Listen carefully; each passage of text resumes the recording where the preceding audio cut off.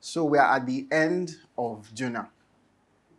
And I don't know what your reaction is. Do you want to celebrate? Do you want to do, a few who's? Yes, there are some people that have been looking forward to the end because Christmas is coming.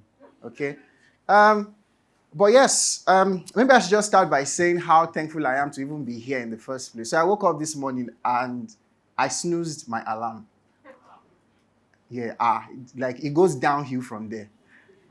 So like I snoozed my alarm and then my mind just started playing tricks on me. It was as though time had passed and I felt like I'm not going to be here in time. Like, what's going to happen? Who is going to preach? What are we going to do? Pastor Femi is here, but of course he wouldn't know that. And I was thinking maybe what will happen is the music team will just keep singing, like we used to do in many of our old churches where, this thing was 20 minutes. Now it's 1 hour. Like, the spirit is really moving today, but it's actually that the speaker was stuck in traffic. So I'm thankful that I'm here this morning. And so, like, we've been going through Jonah. We've been talking about God's outrageous grace. God's outrageous grace for unlikely people like you, like me, people who don't deserve it, people who are not worthy of it. And one thing that, as we come to the end, that I've been reminded of is how the grace of God is meant to motivate us to engage compassionately with our world, with people around us, with things around us that we don't like, with things that bring discomfort, like in the city of Lagos. So a few months ago, during the lockdown, there was a video that surfaced and went around. It was a video of a mother and her son. And the mother was going to discipline the son. And what did the son say? Mommy, no, not calm down. Mommy, be calming down. Be calming down. Be in that posture continually where you are calming down. Why? Because Lagos wants to bring out the bad things inside you. It wants to lift your BP. Be calming down. And what the son effectively was saying to the mother is that engage with me compassionately. Don't treat me the way I deserve. Don't treat me the way you feel that I'm meant to be treated. Don't treat me based on the number of times I have disobeyed your instructions. Treat me with compassion. And what we see actually in our text this morning is that the grace of God is meant to motivate us to compassionately engage our world, compassionately engage our city, compassionately engage those who are not like us. And so this morning I've titled the sermon, Compassionately Engaging Our World. And we'll see that in 3 headings. The first one is waiting for destruction. The second one is concerned about destruction. And the last one is preventing destruction. Waiting for destruction, concerned about destruction, preventing destruction. And so the first one, waiting for destruction. So where are we in the story? We're in chapter 4, verses 4 to 11. And what has happened, if you've not been with us or you've kind of forgotten what has happened, is that God, basically, the whole book is about God sending Jonah on a mission.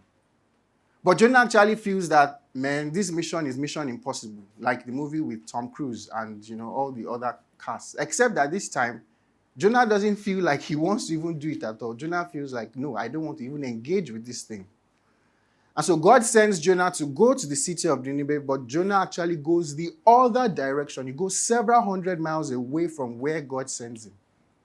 And so at some point, he's experiencing, they have a storm on the ship that he boards, and he decides, no, I don't want to do this thing. I'm going to end my life. But God sends a fish to rescue him. And then eventually the fish spews him out, and then he goes and does the thing that God asked him to do. And you'll have thought at this point that Jonah is actually chilled. Jonah has made peace with the fact that he can't run away from God. But like we saw last week, Jonah was angry. Jonah was angry because chapter 3 ends when Jonah had finished preaching, delivering the message that God had asked him to deliver. Chapter 3 ends in verse 10 with the words, when God saw what they did and how they turned from their evil ways, he relented and did not bring on them the destruction he had threatened. And so these people repent. They actually turn away from their sins, but Jonah is not pleased about it. He's not happy. And Jonah, like we saw last week in verse 1, is very angry. And he's so angry, we are told in verse 3, that he wants to die. I don't know if you've ever had that kind of anger before. Sadness, yes. Like, I'm so sad I want to die. But this guy is angry. He wants to die. But like the many, things words we say sometimes, Jonah actually doesn't kill himself. What does he do? In verse 5, we're told he goes outside the city. He sits down at a place east of the city. And he says, there he made himself a shelter, sat in its shade, and waited to see what would happen to the city. And so at this point, Jonah is probably feeling like, man, I've given God a piece of my mind. God has to shape up. God has to do what I want him to do. And so Jonah goes, sits outside the city, and he's waiting for his destruction. And we see Jonah doing two things in this one action. Jonah is distancing himself from the city, but he's also waiting for the destruction of the city. It's the gap of distance and the mindset of destruction. And why is Jonah doing this? Why is Jonah doing this? Why is Jonah leaving the city, but not really leaving? He's still waiting for what will happen. It's because, like we've seen in chapter 1, and we also saw last week in chapter 4, Jonah feels Nineveh should be judged. Nineveh should be destroyed. Nineveh should be condemned for all the things they have done. And he's hoping that somehow all these things that I'm saying will talk some sense into the head and mind of God. And friends, this is just so insightful because, like Jonah, if we're honest, many of us have a love-hate relationship with the city we're in. We like some things about it, but we don't love many things about it. Someone said about Lagos, that Lagos is a country in Africa. Lagos is the capital of Nigeria. And many of us, we just feel like, yes, Lagos brings all these many opportunities, but man, I don't really like this place. I don't really want to be engaged with this place. And why do we feel that way? Why do we feel that way? It reminds me of just some of the things I had heard growing up about Lagos. And I was going to law school. I knew I was going to meet a lot of people. And I promised myself I was not going to get involved with any woman born of a woman from the city of Lagos. And so the first day I saw the woman who is now my wife, I said, these are people they warn me about. All these Lagos babes. I'm not going to have anything to do with you. And why? Why do you feel that way? It's because on the one hand, Lagos is a city where our dreams can be fulfilled. But it's also a place where your dreams can be killed. And so a Nigerian writer, his name is Igoni Barrett, in a novel whose title I cannot pronounce from here, he says, Lagos was built from blood and sweat and raw ambition. Abuja was designed as a playground for the rich.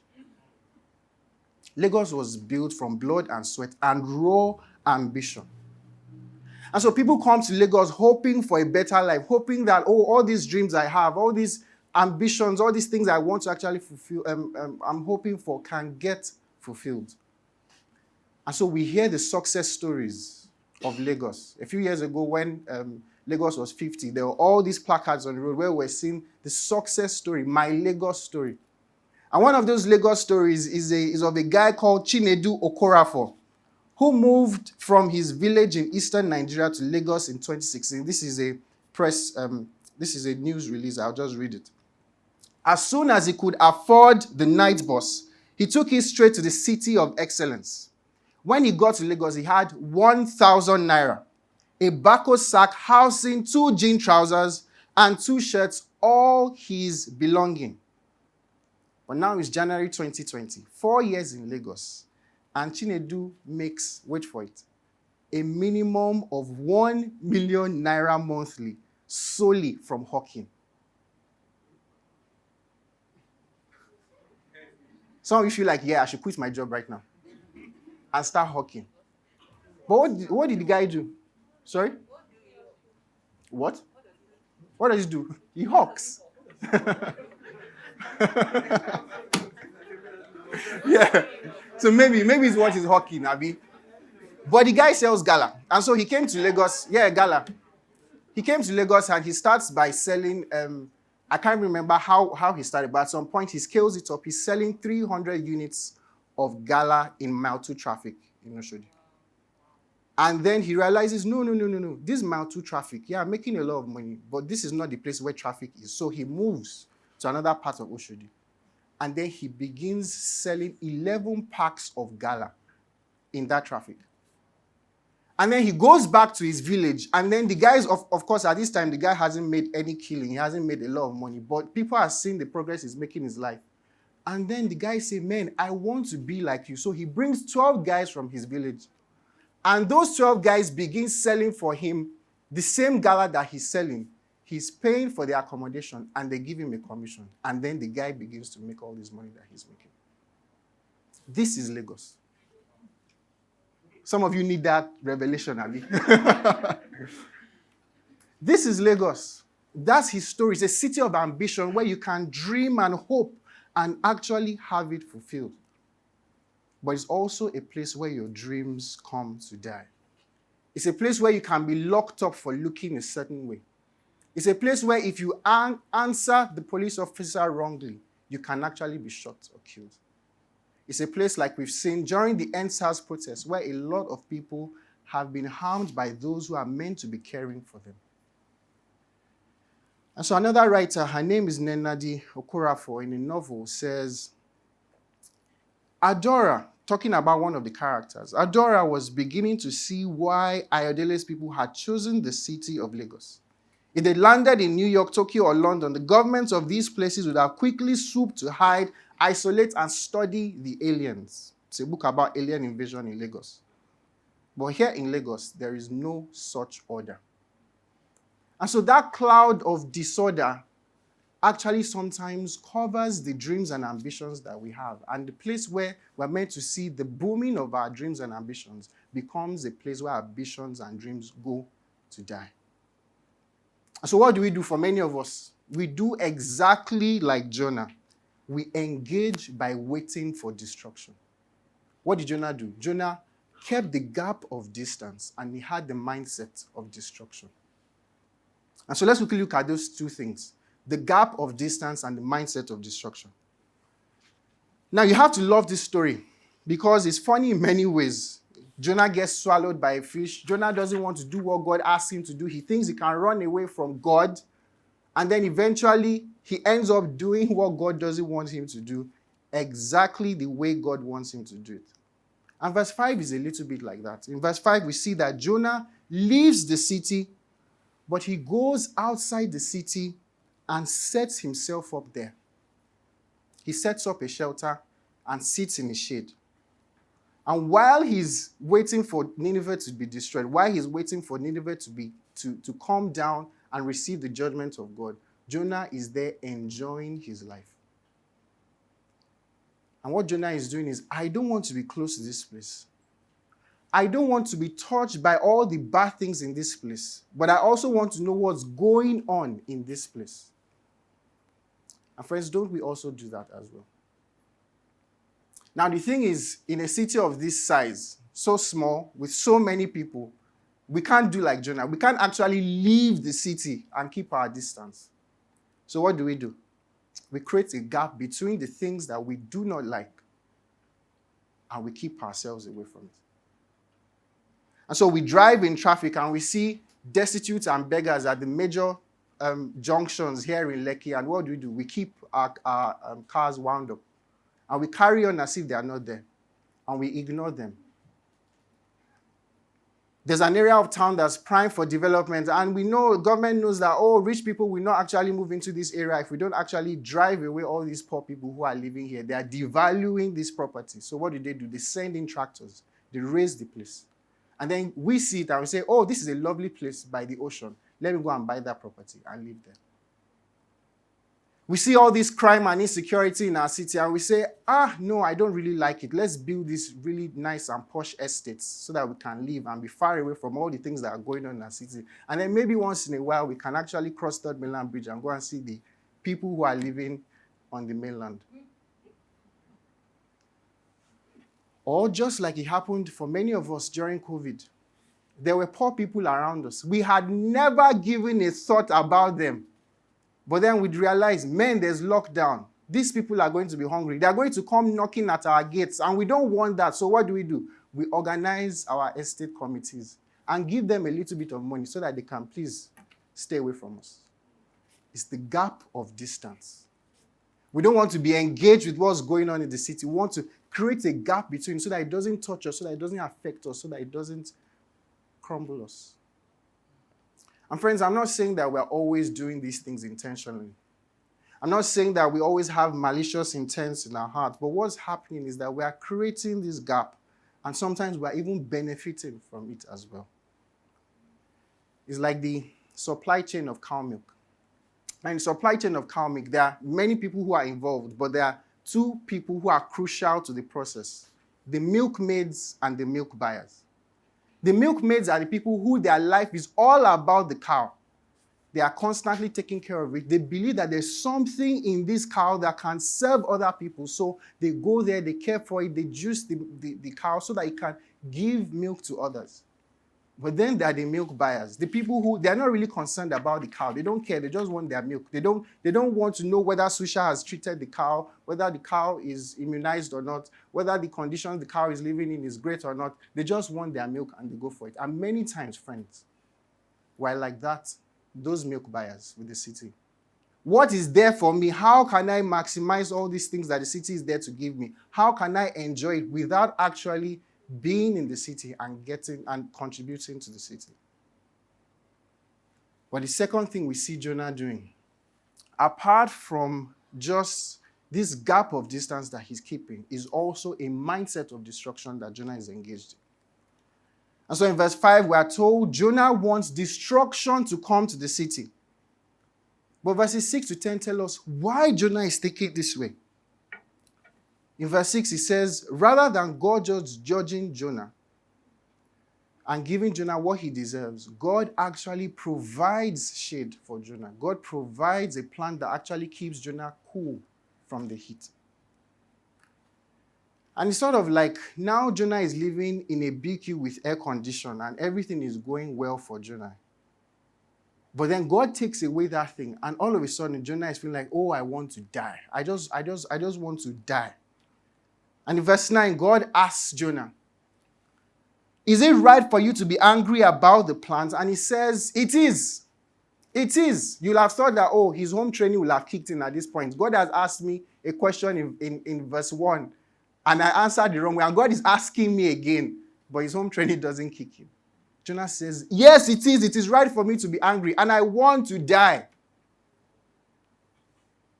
And if I were God at this point, I'll have just decked Jonah and just give him a slap so that his sense will reboot.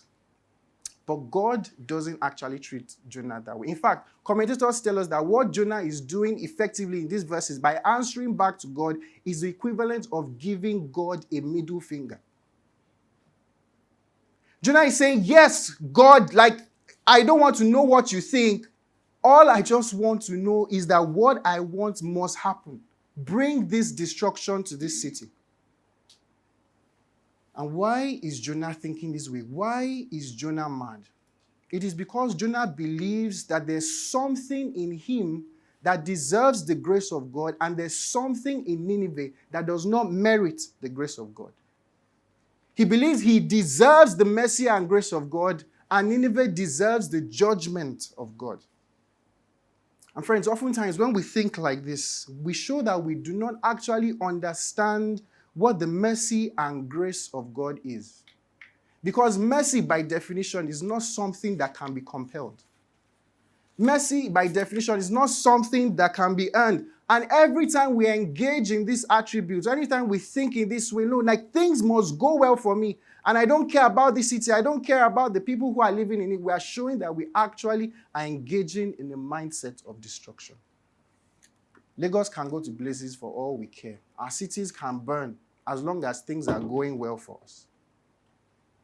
Or sometimes even in the little things that we do. And so someone is driving in the car on the road or engaged in public transport and they throw trash on the road. It's already dirty, so the city can be destroyed for all we care. Everything should just go well for us. Or when we saw the videos of the lootings and the shootings, did we just think, oh, these guys are criminals. Why did they take all of these people's property? Why did they burn it down? Or did we also think These guys are criminals. They should be brought to justice. But the conditions that also made them think this way should also be addressed. It's the mindset of destruction. And so what we see is that part of the reasons, friends, God gives us our cities, God gives us these many people is because he actually wants us to see ourselves as we really are. He wants us to see the greed in the looters who are looting the shops, but also to see the greed that motivates us sometimes, that actually makes us be like milk buyers who just want to milk the city and juice it for all that is there for us.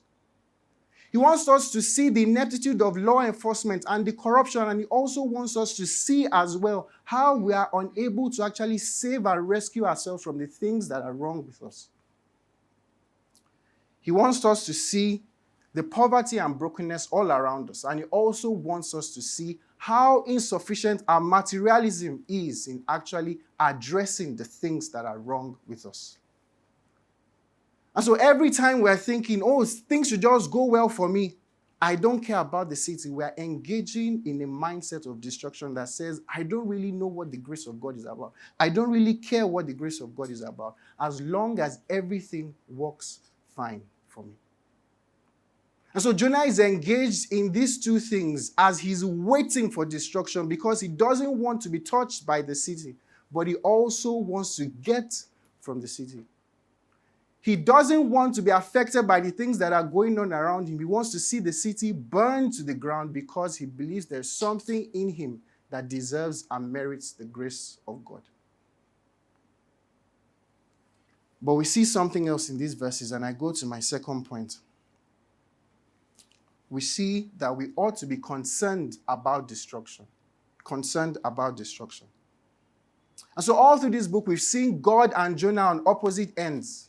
Jonah actually leaves the city. He deserts it. But God is actually concerned about the city. He sends Jonah in there. Jonah doesn't want to deliver the message that God sends him.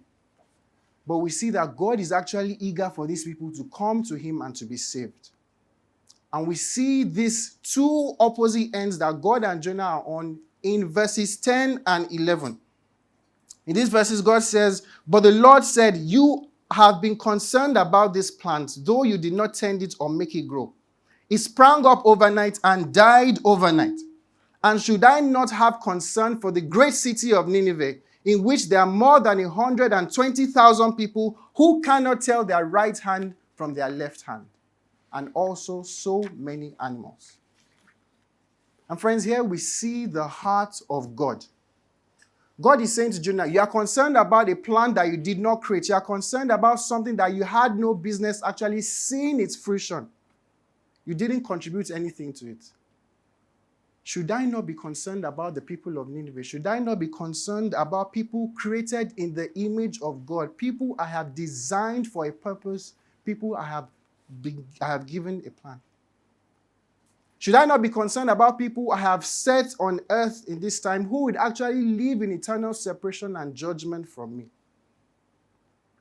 And friends, maybe you have wondered, why do cities matter? There are actually many good reasons why cities matter. For one, like we've been talking about, cities matter because of all the financial wherewithal that cities give. You can come and you can make business and you can trade and make profits and you can actually do better in life. Or you can actually have friends. You can meet a lot of people from different parts of the world and different parts of the nation, like here in Lagos, who are not like you, who don't think like you. But the Bible actually shows us one reason, the reason why cities matter is because it is full of image bearers, people who are made in the image of God. And friends, we ought to care. And God is saying to Jonah, I care about Nineveh because these people I have designed to reflect me. I care about Nineveh because these people are broken and sinful and they are messed up and they are separated from me. I care about Nineveh because these people do not know their right hand from their left hand. But God doesn't just stop at caring. God doesn't just stop at wishing that, oh, something could happen. God actually sends a prophet to them. God sends Jonah to the people. God sends Jonah to the people to repent. And can I just challenge you this morning? What might change about you if you became concerned about the city of Lagos and became concerned about the places God has placed you, just the same way God is concerned? Too often people say things like, oh, Lagos is stressful. Lagos is a madhouse. Oh, Lagos is a crazy place. And it's true, sometimes Lagos is really stressful. Lagos can be a madhouse sometimes. Lagos can be frustrating sometimes. But what could change about you if, like Jonah, if, like God was saying rather in verse 11, you realize that these many people are made in the image of God, 21 million people here in Lagos, and many of these people do not know their right hand from their left hand. And I'm not just talking, friends, about preaching to people. Preaching is important, and many of us should be doing that. There's a sister here in church who constantly always, I admire her, she puts on her WhatsApp status evangelistic messages asking people to come to Christ. And many of us should be doing those kinds of things. For us here at City Church Lagos, we say we're about the renewal of the city of Lagos spiritually, socially, and culturally, and we want to do that through church planting. And so bringing people to the saving knowledge of Christ is important. But also, what might change about you if you are concerned about the destruction of the city of Lagos in the way you work? What might change if you stop thinking just about how much money you can earn and the places you are working in and how you can simply move to the next job? And you can actually think about how to bring God's rule, save the city as it were, and be concerned about her destruction. But you see, there's also something we see a bit funny in verse 11. In verse 11, God says, oh, there are 120,000 people here in the city of Nineveh, but he says also there are many animals. And in fact, in chapter 3, verses 7 to 8, while the city of Nineveh is repenting, one of the things the king says is that animals, herds, and flocks should also fast. He says they should be covered with sackcloth. And so does this mean that animals can repent of sin? Does this mean that animals can become Christians? No, I don't think that's what the passage is teaching, okay? But I think what the passage is showing us is that our concern about destruction is reflected in how we treat the things of the world. In how we treat the things that actually have no power to retaliate to us. I remember many years ago when I was young. Yeah, I'm still young. But when I was a lot younger, I think I was about 5 or 6 at the time. And I just walked out of the house where we were living in. And I saw this hen and her chicks, many chicks, and I just felt like, what are they doing here? And then the devil entered me. And so I picked a stone and threw it at them. And one of the chicks died. And when my mom saw it, man, let's just say I have never done that since that time. She was saying, why are you so wicked? Why have you, she beat the living daylights out of me. But she was saying, why are you so wicked? Why have you gone to hurt and harm God's creation in this way? And friends, we see it many times. I was driving to church this morning and I just saw 2 horses that were just, by the roadside, just left standing there. And part of the things this verse is showing us, friends, is that our concern about our world, our concern about our city is reflected in how we treat the things that God has put in the city for us. We're concerned about the renewal of our city. And so how can we become concerned people? How can we become these kind of people who are actually demonstrating God's redemptive care for our world? How can we become these kind of people who are seeking to bring back our world from the destruction that the city is in? I think there are 3 things that we can do here. I call them MLB, Major League Baseball, all right? So if you remember that, you remember. First is meditate on God's outrageous grace. Meditate on God's outrageous grace. What we see is that Nineveh did not deserve the grace of God. And in fact, Jonah did not deserve the grace of God. Nineveh had to be rescued from his own destruction, and Jonah also had to be rescued from his own destruction as well. In fact, in verse 6, where the passage talks about God providing a plan for Jonah to rescue him from his discomfort, the word discomfort there is the same word as the word destruction in verse 10 of chapter 3. that Nineveh is rescued from. And so what we see is that the same grace of God that needs to rescue Nineveh is the same grace of God that needs to rescue Jonah as well. And friends, many times the reason why there's that discrepancy between what we profess with our mouths and how we actually engage with our city is because we are not meditating on the outrageous grace of God. We feel that there is something in me that deserves and merits this grace of God. There is something in me that God must treat me this way. And what we find, friends, is that we need the grace of God.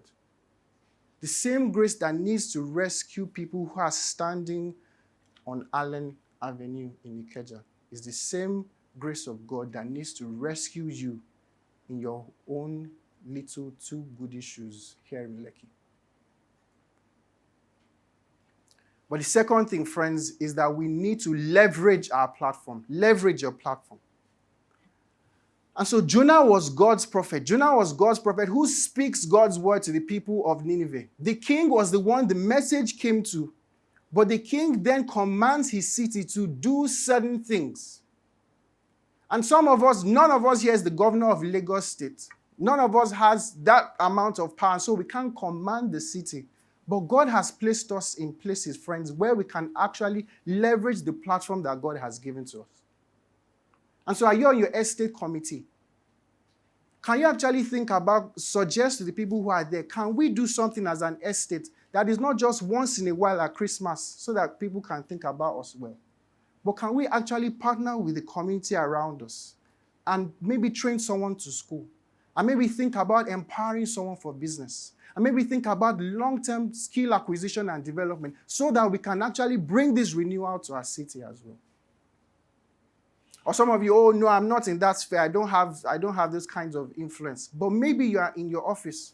Can you suggest to your company, to your boss, can we do a sustained CSR project that is not just for the newspapers, but something that actually equips people so that they can actually get a better life and be moved on from this pit that they're in? Friends, God has given all of us, no matter how small, God has given all of us a platform that we can leverage as we are concerned about the destruction, the impending destruction of our cities. But the last thing also is to be conscious of our silos. Be conscious of our silos. And I say that because the way the city is structured and designed, the way life is generally, we only gravitate towards people who look like us. People who think like us, people who talk like us, people who went to kind of the same schools like us, people who are in the same social circles like us. And what happens is that all of us create this bubble where we are constantly feeding off of each other and thinking about each other, which is a good thing, but is a bad thing because we are not spreading the knowledge and the things that God has given us to other people as well.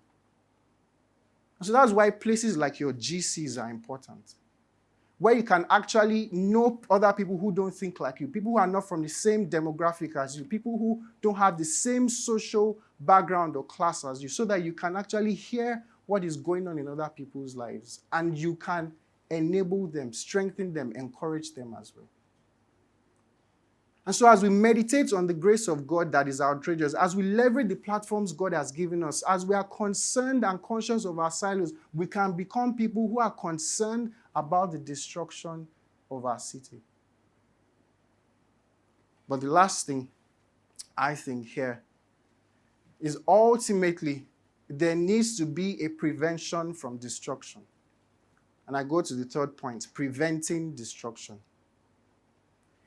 So if you're familiar with the story as we've gone along, you've heard it said a number of times that the city of Nineveh actually, ultimately, doesn't stop God's judgment from coming on them. In fact, what we see is that several years after, they relapse and there's a new ruler and they become the world power at the time. And they actually, what Jonah was probably fearing, they were the ones who go back and capture the people of the northern kingdom of Israel and lead them into captivity and take them into exile. And so the prophet Nahum, God sends to the people of Judah several hundred years later after Jonah. Nahum prophesies in Nahum chapter 3, verse 1 to 5, which I'm sure all of us read a few days ago. In Nahum 3, 1 to 5, it says, "Woe to the city of blood, full of lies, full of plunder. never without victims, the crack of whips, the clatter of wheels, galloping horses, and jolting chariots. This is all describing Nineveh, their military might and their power that they've exercised in other nations. Charging cavalry, flashing swords and glittering spears, many casualties, piles of dead, bodies without number, people stumbling over corpses. All because of the wanton lust of a prostitute, alluring the mistress of sorceries, enslaved nations by her prostitution and peoples by her witchcraft. And what does God say in verse 5? I am against you. I will lift your skirts over your face. I will show the nations your wickedness and the kingdoms your shame. And in verse 7 of Nahum chapter 3, ultimately, God says, Nineveh, people will say, Nineveh, where is it? It will be no more. And God brings this message of comfort to his people, that these people who have oppressed you, I'm going to bring my judgment against them. They are going to be destroyed. And you'll have thought, oh, these people would rejoice. And these people would also be concerned and say, no, we should keep following this God. We should keep observing his counsel. We should keep listening to him. But they actually don't do that. The nation of Israel, which is the southern kingdom of Judah, actually turns away from God as well, and they become destroyed. And the city of Jerusalem, this great city, just like Nineveh, that God had promised that his presence would dwell there, there will be a light for all the nations. This same place becomes a place where the light of God is turned off. And so what is the problem? The problem is that we had a prophet who goes and tells the people about the destruction that is coming. But rather than being concerned about it, he goes out of the city and is waiting for destruction. And we have a people who receive the message of God, and rather than being concerned about the destruction that is coming to them, they actually turn away from God and they do not listen to God. And it seems like, oh, if we had both a prophet who is concerned about our destruction, who does not only wait for destruction, but comes to bring the salvation of God, and we have a people who are actually obedient to the words of God, maybe we can be saved from destruction. And the Bible actually shows us that this is what we need. This is what happens, because in Hebrews chapter 13, verse 12 to 14, the writer of Hebrews says, Jesus also suffered outside the city gate to make the people holy through his own blood. Now let us then go to him outside the camp, bearing the disgrace he bore. For here we do not have an enduring city, but we are looking for a city that is to come. Friends, in Jesus Christ, we have not just a prophet of God who is concerned about our destruction, who not only brings the word of God to us, but actually saves us from destruction. Unlike Jonah, who goes outside the city to await the destruction of the city and not wanting to have anything to do with the city, Jesus Christ actually comes into the city, delivers the message of God, but goes outside the city to save the people in the city by dying for them.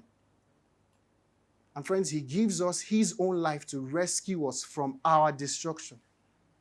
But even better, friends, he does not just give us his life. He does not just give us a new life. He gives us a new city as well.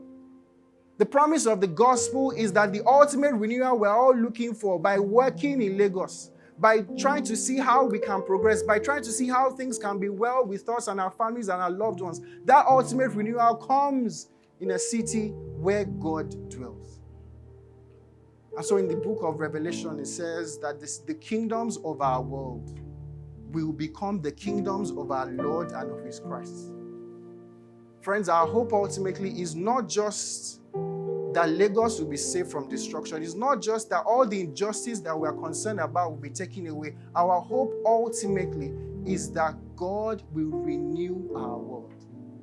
God will bring his renewal to the city of Lagos. And friends, that ought to energize us as we go through traffic, as we are concerned about the things that we see. As the dollar prices rise up, I am wondering, man, as a young guy, can I even dream anything in this life? Can I even get married? Can I hope? As a young lady who is progressing through the career ranks and you're wondering, man, is there even any hope for me? Do I have to leave? Do I need to go to Canada or something to make something of my life? We see that our hope ultimately is that God will renew this city. God will bring his justice to bear here.